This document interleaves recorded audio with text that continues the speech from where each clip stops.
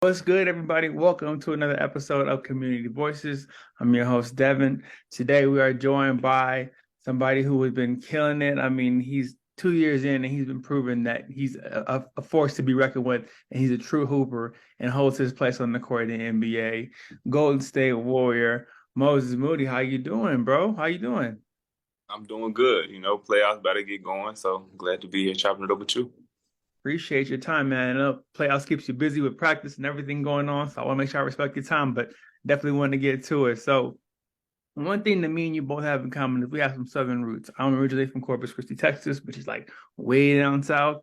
You're from Little Rock, Arkansas, which is also in the south as well. For me, growing up there really shapes kind of who you are, how you see things, and just like how you maneuver in life. I would kind of love to know what was it like growing up in Arkansas, and how did it feel to kind of, uh, you know, grow there, your whole career, really in high school, college, and then that transition to the NBA where, you go to a totally different side of the country. Yeah, yeah. It was a big adjustment. Definitely leaving what I'm used to because I had a great experience in Little Rock in Arkansas. Growing up, real family oriented, family all over the city, friends all over the city. I say it all the time. I feel like I'm a product of my environment, like my community, right?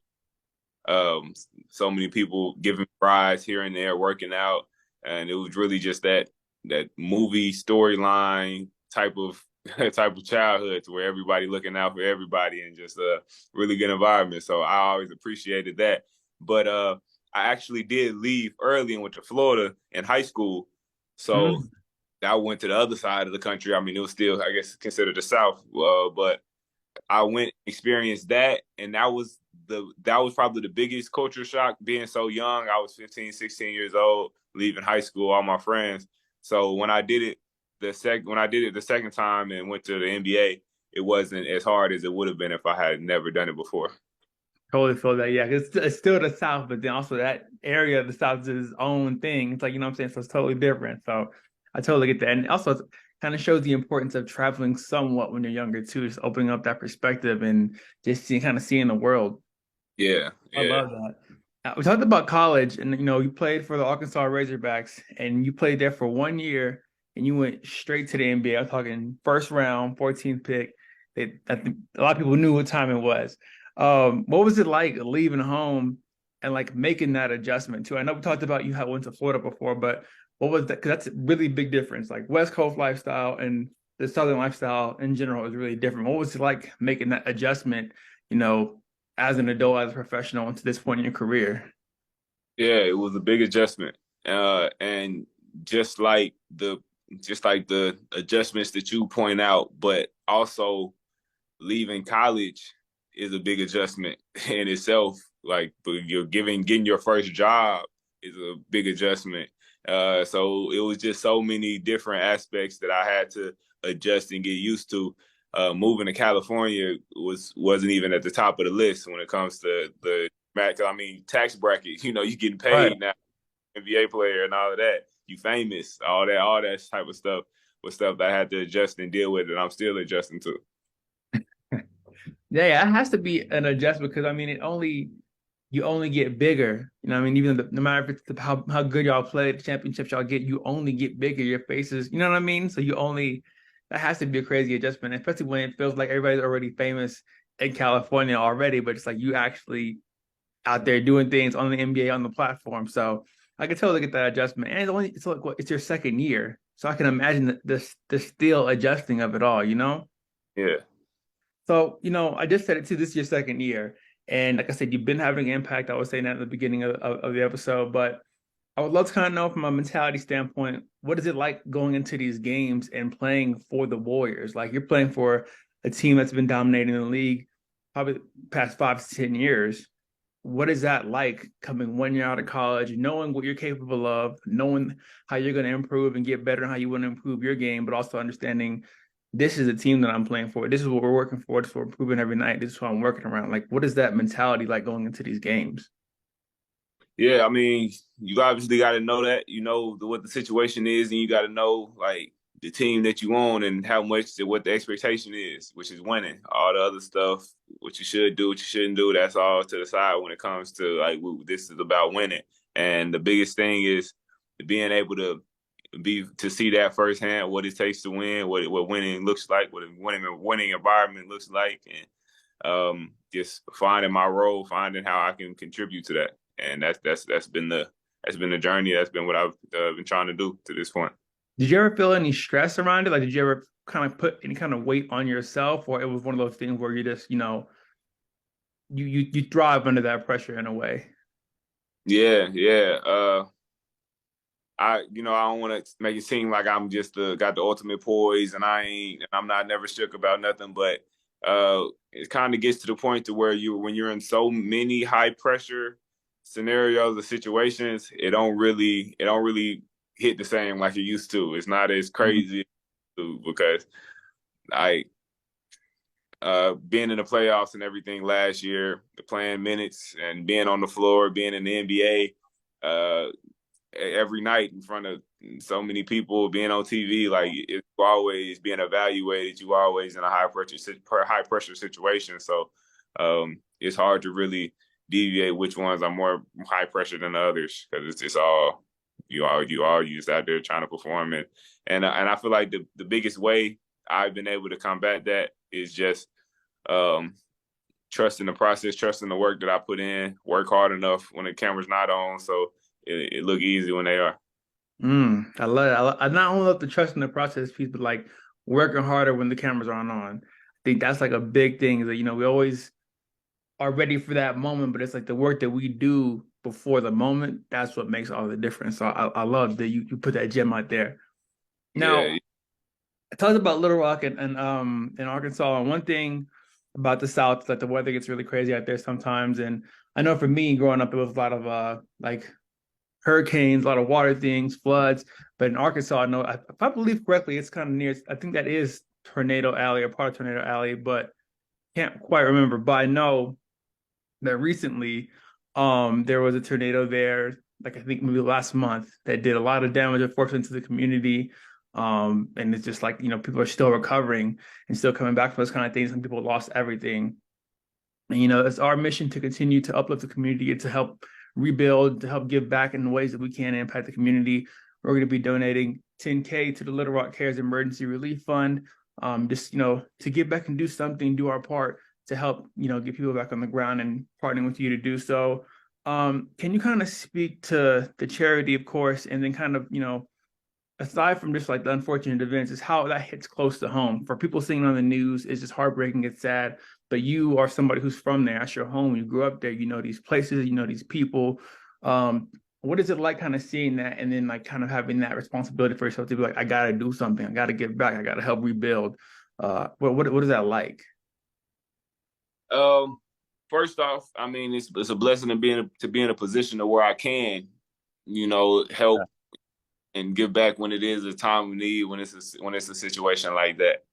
Uh, and it's crazy for it to be a tornado as vicious as that one was, and it to be in my hometown, because you see stuff like that on TV, and you get kind of desensitized to it because watching the news is so much bad stuff, and Right. it's you see the wreckage or whatever. But then when you hearing people talk about it, like, oh yeah, it came down, it was close to John Barrow, it was over there by this and that, and it's places that you used to seeing every day, and then you seen it before and seeing it after in your hometown. It's got a different effect. So just thinking about the people, thinking about the businesses, the community, and how much of a hit is going that obviously takes, and just thinking about those people individually and helping them out however they can.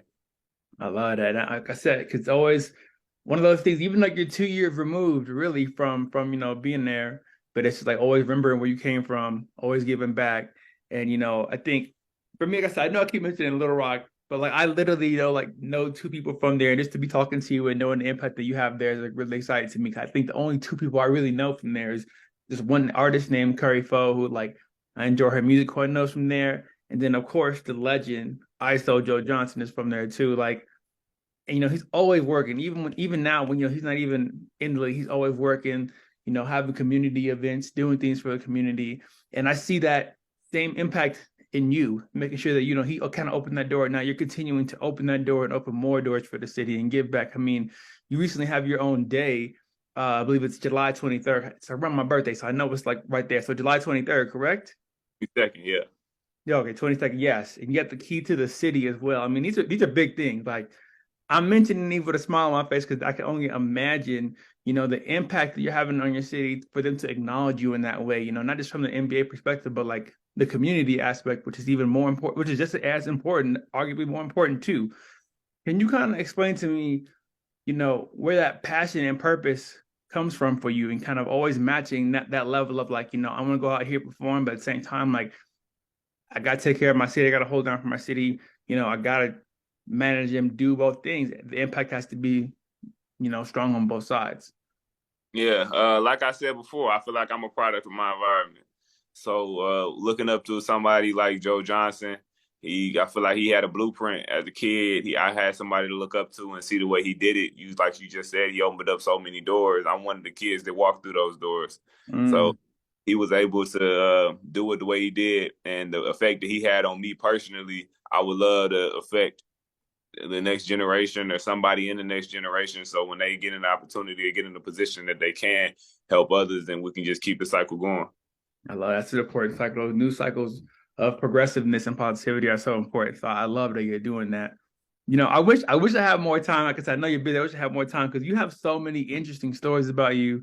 And like there's just so many things that like definitely go out as community voices. But one of the most interesting things I think I've discovered about you was your path to the NBA. I think you mentioned in the podcast with Andre Iguodala and Evan Turner that at one point you had an acting stint in high school that led to you having like a lawyer shadowing internship, and how you saw that kind of side of things and the things that you wanted to do differently. And you just had so many areas of your life, whether it be creatively or just into other different areas that you want to kind of not do, but are interested in, and you weren't shy, you weren't scared of kind of understanding like, I like this. What is that about? Or I like that. I want to do this. What is that about? And you didn't mind like kind of having that childlike curiosity about these things that go out there and discover it, even though, deep down too, you really had a strong love for basketball and going to the NBA and knowing how, talented you are and that it was even possible.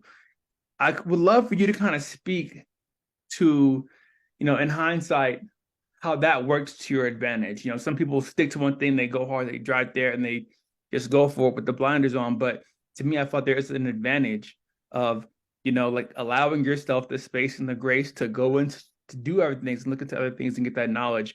Like I said, in hindsight, what did that kind of do for you now that you can kind of see, where you're at today compared to what you went through? Yeah. That's always been a thing for me, just wanting to know a little bit about everything. A good example of it, I saw Lauryn Hill. She had an interview or something where she was talking on the mic and she was saying like, you always got to figure out who you are, and who you were yesterday might not be who you are today. You always growing, learning. Anything that's not growing is dead. So the more I can explore and try new things, the more I find out what I like. And that's something that I found out about myself.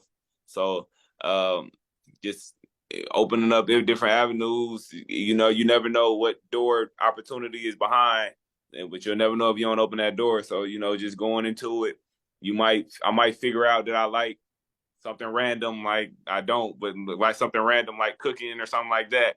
And then that's a whole nother avenue that I can get into maybe after basketball, maybe while I'm playing basketball. It's so many different random things out there that you don't even know you like until you try it. So that's always been a mindset that has been encouraged by my mom. She's always like trying new foods and things like that. She's always encouraged me to do that. That's so important too, just to even have that like seed planted into having that open-mindedness and like, because that leads to that kind of hunger or that interest in knowledge and learning more things. They just, I don't know, it just always helps out, opens your brain. It can really just help you see things differently. So I love how you spoke to that and the importance of that too, especially from Pastor Lauryn Hill about, life and who you are today isn't the person you were yesterday. That's a really big thing. That's a really big thing. Now, like I said, I want to respect your time. I know playoffs is around the corner. I know practice is coming. You probably just had practice a couple of minutes ago or yesterday, something super soon. So I want to make sure I respect your time. And I'm going to ask you one last question. Playoffs are here, and I have to wonder, what's one takeaway from your first year, so last year? What's one takeaway from that you continue to, that will kind of help you continue to push forward going into this part of the season, and not just physically from a skill perspective, but mentally as well? Yeah, that's a good question.